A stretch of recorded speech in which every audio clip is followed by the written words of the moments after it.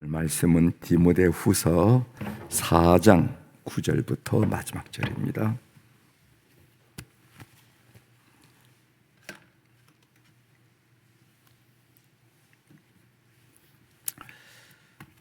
디모데후서 4장 9절부터 마지막 22절까지 제가 봉독해 드리겠습니다. 디모데후서 4장 9절입니다.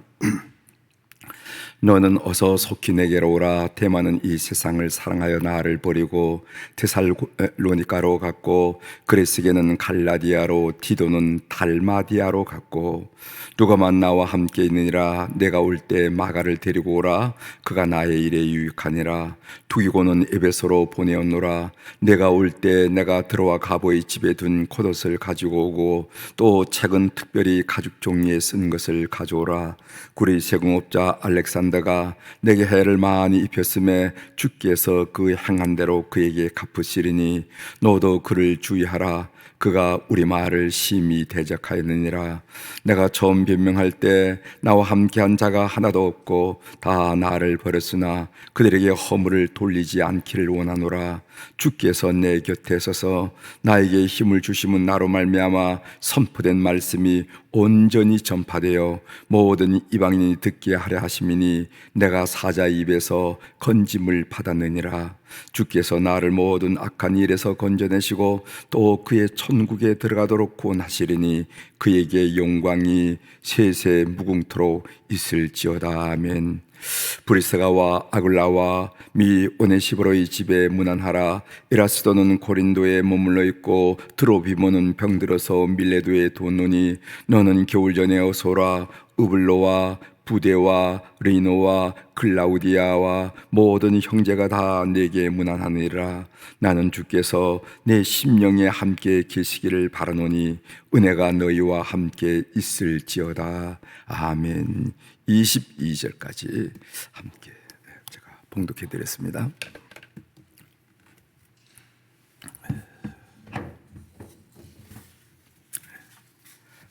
우리가 읽은 오늘 디모데후서 4장 9절 이하에 있는 말씀을 중심으로 주제는 나는 어떤 인상을 남기면서 살아가고 있는가 하는 주제로 같이 은혜를 나누고자 합니다.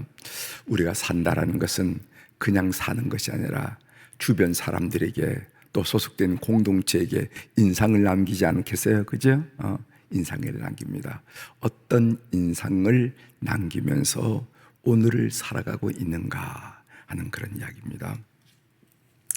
어느 분이 저한테, 어느 목사님이에요. 목사님이 저한테 이 문자를 이렇게 보내주셨는데 그 문자를 좀 긴 문자지만은 읽어보니까 상당히 인상 깊고 또 의미가 있어서 여러분들께 나누면서 오늘 말씀을 시작할까 합니다. 어느 대학에서 강의를 시작하기 전에 어느 교수가 칠판에다가 뭐라고 썼냐면은 선과 악 이렇게 써놓고 강의를 시작했습니다. 그러면서 이런 얘기를 한 거예요.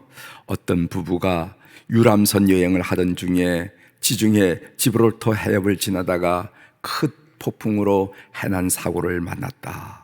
그런데 그 배에 비치되어 있는 구명정에는 자리가 하나밖에 없었다. 이때 남편은 침몰하는 배에 부인을 남겨두고 혼자 구명정에 올랐고 부인은 가라앉는 배 위에서 떠나가는 남편을 향해 소리를 질렀다. 교수는 여기서 여기까지 얘기하고 학생들에게 물었습니다. 여러분, 이런 다급한 상황에서 부인이 남편을 향해서 무슨 얘기를 했을까요? 무슨 소리를 질렀을까요? 자기는 가라앉은 배에 남겨놓고 또 남편은 구명정을 타고 유유히 떠나는 남편을 향해서 뭐라고 소리를 질렀을까요? 여러분 뭐라고 소리 질렀겠습니까?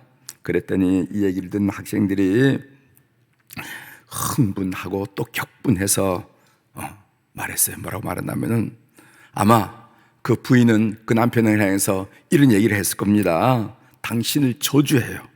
또 어떤 학생은 당신을 내 남편으로 선택한 내 눈이 삐었지 어디 얼마나 잘 먹고 잘 사나 두고 보자 뭐 이런 얘기도 했을 것이고, 아마 이런 악담 비슷한 이런 욕을 했을 거리라 이렇게 학생들이 대답을 했습니다. 이때 교수가 이렇게 둘러보니까 한 여학생이 한마디도 안 하고 고개를 떨구고 있어요. 그 학생에게 다가가서 물었습니다. 너는 어떻게 생각하니? 그랬더니까 그 학생으로부터는 의외의 대답이 나왔습니다. 뭐라고 대답하냐면은, 교수님, 제가 생각했을 때 부인은 아마 우리 아이들을 잘 키워달라 이렇게 울부짖었을 것 같아요. 이렇게 대답하는 거예요. 교수는 깜짝 놀라서 물었습니다. 너 이야기 혹시 어디서 들은 적이 있니? 그랬더니까 학생은 머리를 가로저으면서 들은 적이 없어요. 그럼 어떻게 이런 대답을 했니? 그랬더니까 이 학생이 어릴 때의 경험을 이야기하는 겁니다. 제가 어릴 때 저희 엄마가 돌아가시면서 아버지에게 그렇게 말하는 것을 들었거든요.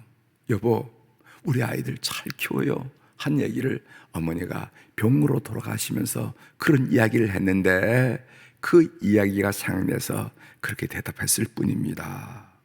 선생님은 그 여학생의 얘기를 듣고 정답이다. 그리고 이야기를 계속했습니다. 배가 침몰된 뒤에 남편은 무사히 집으로 돌아와서 아이들을 잘 키웠고, 그 남편도 몇 년 후에 병으로 죽었습니다. 그 자녀들이 아빠의 유품을 정리하던 중에 아빠의 일기장을 발견했는데, 그 일기장에는 아빠와 엄마가 배를 타고 여행을 떠난 이야기가 간단하게 적혀져 있었어요. 그때 엄마는 이미 고칠 수 없는 폐암 말기로 아빠와 함께 세상을 떠날 마지막 위로 여행 중이었습니다. 그러니까 부인은 이미 폐암 말기로서 고칠 수가 없고, 그래서 마지막 여행을 떠나는 그때의 그 이야기입니다. 그때 마침 큰 폭풍우를 만나 사고가 발생했고, 아빠는 자식들을 위해 살아날 수 있는 마지막 기회를 포기할 수 없다 하는 그런 내용이 적혀져 있습니다. 아빠의 일기에는 이렇게 써 있습니다. 여보, 미안하오. 그때 당신이 내 등을 떠밀어 보내지 않았다면 나도 당신과 함께 바다에 빠져 죽었을 것이요. 하지만 그럴 수는 없어서 우리들에게는 사랑하는 자식이 있지 않소. 사랑하는 자식 때문에 당신만 깊고 차가운 바닷속에 잠들게 할 수밖에 없었어. 천국에서 당신과 다시 만날 그날을 고대하면서 당신 목까지 아이들을 잘 키우겠어 하면서 그 부인을 배에 가라앉히고 돌아와가지고 그 일기장에 그렇게 썼다는 거죠. 교수의 얘기가 끝나자 그렇게 흥분하며 떠들던 학생들은 아무 말도 못하고 입을 다물고 아무 대답도 못했어요. 아무 얘기도 못했어요. 오늘 이 교수가 아까 선과 악이라 하는 그런 내용을 칠판에 써놓고 얘기하려고 하는 의도를 학생들은 이미 간파를 했습니다. 무슨 말인가 하면은, 우리 눈에 그냥 보이는 대로, 우리 귀에 들린 대로 그건 선이고 그건 악이다 이렇게 가볍게 판단해서는 안 된다는 거예요. 그 이야기를 오늘 이 교수는 학생들에게 가르쳐주고 있어. 우리가 삶을 살면서 우리의 판단이 얼마나 신중해야 되는지 그것을 가르쳐주기 위해서 선과 악이라 하는 그런 글자를 써놓고 이 이야기를 시작했던 것입니다. 우리도 삶을 살면서 난 중요한 교훈을 준다고 생각해요. 중요한 교훈을 준다고 해요. 우리 눈에 보이는 대로, 누가 들렸던 대로 그래? 그런 사람이야? 이렇게 판단할 거는 아니라는 거예요. 거기에 나름대로 무슨 사정이 있을 수 있고 또 이해될 만한 일이 있을 수 있기 때문에 우리는 그런 판단하는 일을 굉장히 자제를 하고 우리가 살아가야 된다 하는 이야기를 오늘 이 이야기가 하고 있다는 것을 여러분께 들려드리면서 오늘 본문을 들어갑니다. 오늘 본문은 바울 사도께서 편지글을 맺으면서 기억 속에 있는 사람들에 대한 인상을 적고 있어요. 인상. 그 사람 하면 그 사람은 이런 사람이지 하면서 인상을 줬는데 거기에 세 종류의 사람들이 있습니다. 첫 번째로는요, 바울의 곁을 떠난 사람이 있는데 그 사람 중에 한 사람이 데마라 한 사람이죠. 10절 우리 한번 읽어보겠습니다. 10절 데마는 이 세상을 사랑하여 나를 버리고 데살로니가로 갔고, 이렇게 써요. 여러분, 이 데마란 사람은 어떤 사람이냐 하면은 바울의 복음 사역을 돕던 동역자였습니다. 그래서 빌레몬서 1장 24절에 이 데마에 대한 얘기가 이렇게 나옵니다. 제가 읽어드리겠습니다. 빌레몬서 1장 24절입니다. 또한 나의 동역자 마가, 아리스다고, 데마, 누가가 문안하느니라 하면서 거기에 보면은 마가, 아리스다고, 누가라 같은 그런 사람들의 이름 가운데 데마란 이름이 있음을 우리가 보게 된다는 거죠. 그런데 그 데마가 이 세상을 사랑하여 나를 버리고 데살로니가로 갔다, 이렇게 말하는 것을 보게 됩니다. 이 세상을 사랑한다는 말이 무슨 말입니까? 그것은 영원한 하나님 나라를 바라보지 못하고 현재 이 세상의 그 무엇인가를 누리기 위해서 바울 곁을 떠났음을 이야기하는 것이죠. 또 한 사람은 어떤 사람인가 하면은 바울 사도에게 해를 많이 끼친 사람으로 인상 지어진 사람이 있습니다. 이 사람은 뭐냐면은 구리 세공업자 알렉산드라 하는 이름이에요. 14절을 읽어드리겠습니다. 14절 구리 세공업자 알렉산더가 내게 해를 많이 입혔으며 주께서 그 행한 대로 그에게 갚으시리니, 이렇게 얘기했어요. 그러니까 에베소 교회인지 아닌지, 에베소에 그 알렉산드라 한 사람이 있는데 이 이야기는 사도행전 19장에 나온 이야기가 아니겠는가, 이렇게 연관지어서 설명하는 분들이 있더라고요. 그 사도행전 19장이 무슨 내용이 있냐면은 에베소에 큰 소동 사건이 등장하는데 유대인 알렉산더와 동일 인물일 가능성이 있다 해서 사도행전 19장 33절을 제가 읽어드리겠습니다. 유대인들이 무리 가운데서 알렉산더를 권하여 앞으로 밀어내니 알렉산더가 손짓하며 백성에게 변명하러 하나 하는 그런 내용입니다. 여러분, 19장의 창세기, 사도행전 19장에 나오는 에베소 지역의 소동 이야기는 여러분들이 대충 아실 겁니다. 사람들이 구리장색, 구리세공업자, 이제 소위 그런 일을 하는 사람들이 바울 사도 일행이 와가지고 복음을 전하면서 저것은 우상이라, 그러니까 구리 생업자들이 아니 그렇게 되면 우리가 생업이 위협을 당한다 하면서 바울 사도를 몰아내기 위한 하나의 큰 소동이었다는 것을 여러분 아시고, 그때 나왔던 이름이 알렉산드라 하는 이름이 나왔는데 그 사람과 동일 인물이 아닐까, 이렇게 보는데, 아무튼 이 사람은요 바울 일행에게 또 바울의 전도사에게 해를 많이 끼쳤던 사람으로 뚜렷하게 인상 지어진 사람이라 하는 것을 볼 수가 있습니다. 세 번째로는요, 끝까지 바울의 동역자로서 바울의 사역을 돕는 사람들이 많이 있었는데 그 중에 브리스가와 아굴라라는 인물이 있었습니다. 19절에 보죠. 브리스가와 아굴라와 및 오네시보로의 집에 문안하라, 이렇게 써요. 이 브리스가와 아굴라는 부부인데 클라우디오 황제 칙령에 따라서 로마를 떠나도록 황제가 칙령했습니다. 로마에 있는 유대인들은 다 떠나라 하고 그 황제가 칙령을 내렸단 말이죠. 거기서 그들은 떠나서 고린도에 정착을 했는데, 고린도에서 바울 일행을 만나서 바울을 만나서 복음을 듣고 희심을 하고 바울을 도와서 복음 전도에 참여했던 사람이 브리스가와 아굴라라는 사람이라는 것이죠. 그들의 집은 늘 오픈이 되어서 집회 장소로 말하자면 가정교회와 같은 그런 역할을 했던 것이 브리스가와 아굴라 가정이라는 거예요. 본문을 보면은요, 이제 마지막 순간에 바울 곁을 지킬 사람들이 있음을 우리가 보게 됩니다. 첫 번째 바울의 곁을 지킬 사람은 누구냐면 디모데라는 사람입니다. 여러분, 다시 말씀드립니다. 오늘 이 디모데 후서는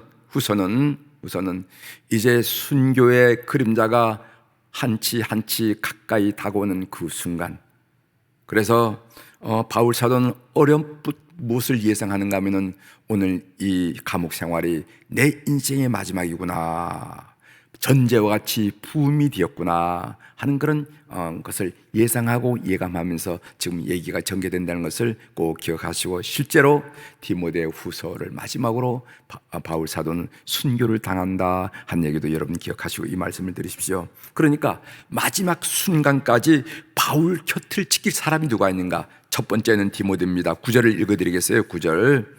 너는 어서 속히 내게로 오라. 이것은 디모데의 후서라는 것은 디모데에게 보낸 편지니까 여기서 너라는 것은 누구를 말하냐면 디모데를 말합니다. 너는 어서 속히 내게 오라. 디모데 한 사람 남아서 두 번째로는 누가가 있습니다. 11절 보십시오. 11절 상반절에 보면 누가만 나와 함께 있느니라. 지금 누가가 지금 바울의 옥바라지를 하고 있다는 거예요. 누가만 함께 있느니라, 나와 함께 있느니라. 그 두 번째는 누가, 세 번째로는요 마가. 11절 중반절서부터 이런 말씀이 있습니다. 네가 올 때에 마가를 데리고 오라. 그가 나의 일에 유익하니라. 이렇게 해서 마가를 꼭 데려오라고 그랬어요. 그러니까 지금 마지막 순간 그 옥중에 있는 그 바울 곁에 있는 사람들, 뭐 같이 산다는 게 아니라 옥바라지를 하는 사람들을 말하는 거죠. 그 사람들이 세 사람 있다는 거죠. 디모데, 누가, 마가라는 사람이에요. 자, 그럼 디모데는 어떤 사람이었습니까? 디모데는요 에베소 교회 목회자죠. 그렇죠? 바울 사도의 뒤를 이어서 에베소 교회를 섬기고 있던 목회자가 바로 디모데입니다. 그러면 누가는 무엇입니까? 여러분 누가는 어떤 사람이냐 하면은 누가복음과 사도행전을 기록한 사람이 바로 누가예요. 그렇죠? 여러분 아시죠? 의사 누가. 그래서 사도행전과 누가복음과 사도행전을 쓴 선교의 증언자가 바로 누가란 사람입니다. 그러니까 누가는 선교사죠, 선교사. 그래서 바울 곁을 늘 다니면서 그 모든 일행을, 그 일등을 마치 일기를 쓰듯이 기록해서 나중에 누가복음이란, 그리고 또 사도행전이란 그런 성경책을 통해서 우리에게 알려진 사람이 누가란 사람입니다. 여러분 또 마가는 누굽니까? 마가. 내가 올 때 마가를 데리고 오라. 그가 나의 일에 유익하니라 했는데, 이 마가는 여러분 마가복음을 기록한 신학자예요.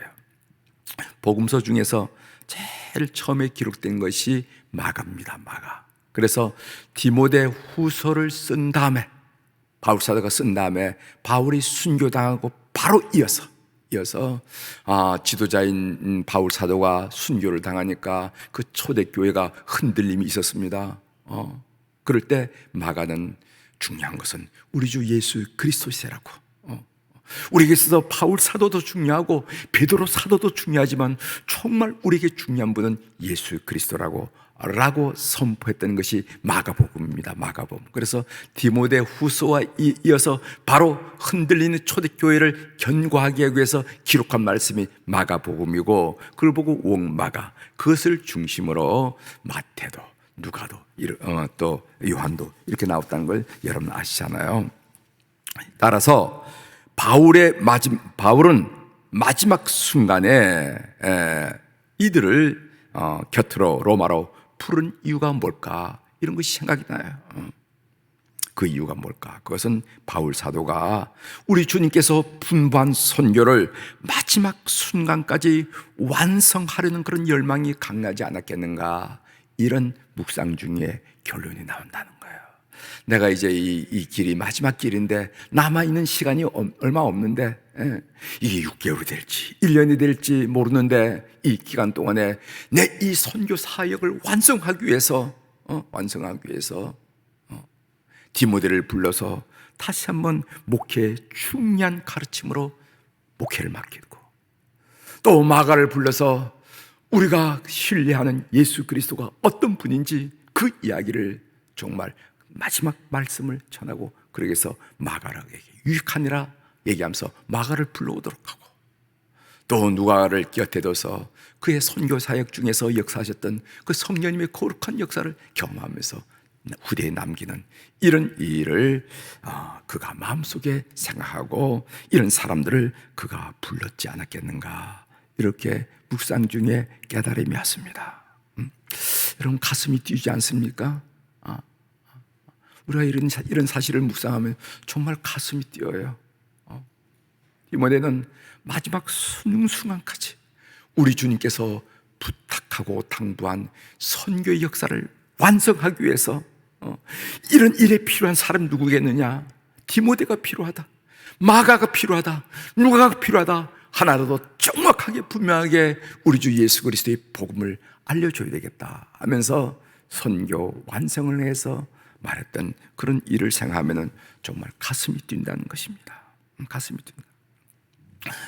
사람들이 은퇴하면 뭐하지? 퇴직하면 뭐하지?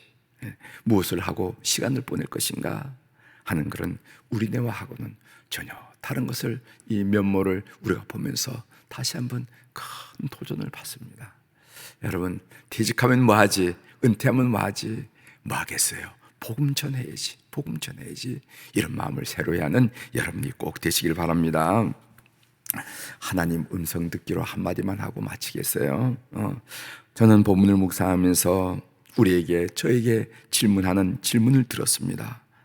그 질문은 무엇이냐면은, 너는 어떤 인상을 남기면서 살아가고 있는가? 너를 만나는 사람에게 너가 속한 공동체에 어떤 인상을 남기면서 살아가고 있는가? 공동체에 유익을 끼치는 사람인가? 아니면 해를 끼치는 사람인가? 그 사람 생각하면은 콧등이 시큰해지는 그런 삶을 다 살아보기로 결심하는 이 새벽이 되길 바랍니다. 아무개 목사 하면은 어떤 말이 나오기 전에 우선 콧등이 시큰해지고, 그분은 그런 분이셨지, 그분은 그런 분이셨어.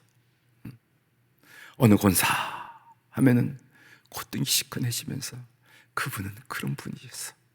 나하고 속회를 같이 해보아서 아는데 그분은 그런 분이셨어. 어느 집사 하면은 콧등이 시큰해지면서 그분 신앙생활 한 지는 길지 않은 것 같은데 그렇게 마음 씀씀했던 분이야.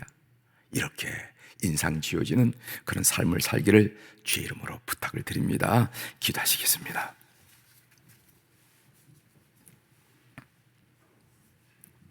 하나님 아버지, 디모데의 13 서신 중에서 가장 마지막 서신인 디모데 후서의 마지막 부분, 인사하는 부분을 읽으면서 오늘 우리는 어떤 인상을 남기면서 삶을 살아가고 있는가, 본문이 우리에게 질문하는 그 질문을 함께 나눌 수 있도록 도와주셔서 감사합니다.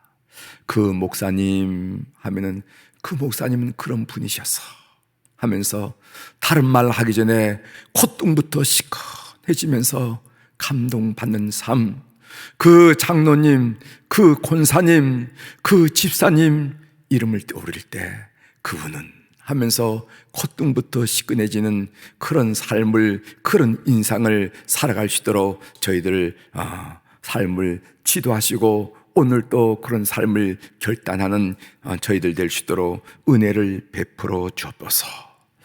그러자면 어떻게 살아야 하는지 각자에게 대답이 있을 줄 믿습니다. 그렇게 살자면 어떻게 살아야 하는지 각자에게 대답이 있을 줄 믿습니다. 그 대답을 이 새벽에 주님으로부터 듣는 순간이 되도록 이 새벽을 축복하여 주시옵소서. 하나님, 오늘 또 우리 사랑 교우들이 주님 앞에 귀한 1000번째 헌금을 올려드렸습니다.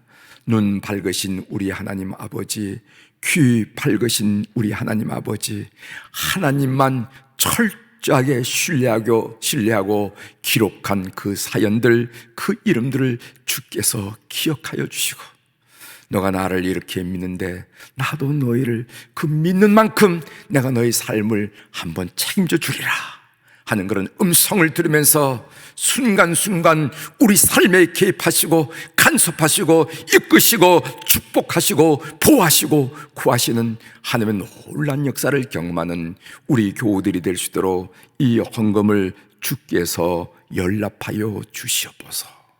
하나님, 오늘 또 우리 한우들을 그들의 얼굴을 그리면서 주님 앞에 올려드리며 기도하게 하시오니 감사합니다. 성령님은 시 공을 초월하신 분이시니까 오늘 또 그들의 영혼을 만나시고 그들 심령을 만져주시고 그들의 육체 위에 안수하시고 안찰하여 주심으로 말미암아 하나님 회복의 놀란 은혜를 주의 거룩한 이름으로 경험할 수 있도록 은총을 베풀어 주옵소서. 이 치유와 회복의 소식이 심령마다 그리고 각자의 가정마다 울려 퍼질 수 있도록 은총을 베풀어 주옵소서. 하나님, 우리 몸된 교회를 섬기는 우리 안나 여선교회 회원들과 우리 모세 남선교인들을 비롯한 어른들을 축복하며 기도합니다. 날씨가 환절기이고 코로나19 바이러스 변이로 인해서 더 위협이 더 이렇게 가까이 다가오는 이때 모든 어른들을 영육간의 강건함으로 지켜주시옵소서. 특별히 하나님 노년에 우리 주님을 사랑하는, 우리 주님을 신뢰하는 그 믿음이 견고하게 도와주시고 믿음의 아름다운 결실을 자녀 그리고 손자 그런 후손들을 통해서 경험할 수 있도록 은혜를 베풀어 주옵소서. 우리 하나님은 여부가 없음을 날마다 고백하며 천국 소망으로 가슴 가득 찬 우리 교우들 될 수 있도록 은혜를 베풀어 주옵소서. 우리 자녀들 주님 앞에 올려드립니다. 코로나 상황으로 참으로 여러모로 위축되기 쉽지만은 해외에서 직장 생활 그리고 사업으로 학문으로 우리 곁을 떠난 자녀들이 있습니다. 또 군대에 나가 있는 자녀들이 있습니다. 이제 대학 입시 대학문을 녹화하면서 마지막 순간을 지내는 우리의 자녀 손자들이 있습니다. 하나님 취직을 원하는 자녀들, 결혼을 원하는 자녀들, 잉태 축복을 원하는 자녀들, 순산을 원하는 자녀들, 건강을 원하는 자녀들, 하나님 그들의 이름도 오늘 부모된 저희들이 주님 앞에 그 이름을 올려드리기를 소원하오니 주께서 역사하여 주셔서 우리 하나님이 얼마나 완벽하고 철저한지 그 뜻을 헤아리고 그 이끄심을 헤아리는 그런 새벽이 될 수 있도록 은혜를 베풀어 주옵소서. 오늘 또 하늘의 주권과 땅의 주권을 가진 우리 주님의 이름으로 이 새벽에 선포합니다. 내 영혼이 잘된 같이 범사가 잘되고 강건한 축복을 이 새벽에 주님 앞에 머리 숙이고 손을 모으는 온 교우들이 하루를 살면서 체험할 수 있도록, 경험할 수 있도록, 그래서 고백하고 찬양할 수 있도록 저들의 삶을 이끌어 주시옵소서. 감사드리며 예수님의 이름으로 축복하며 기도 올리옵나이다. 아멘.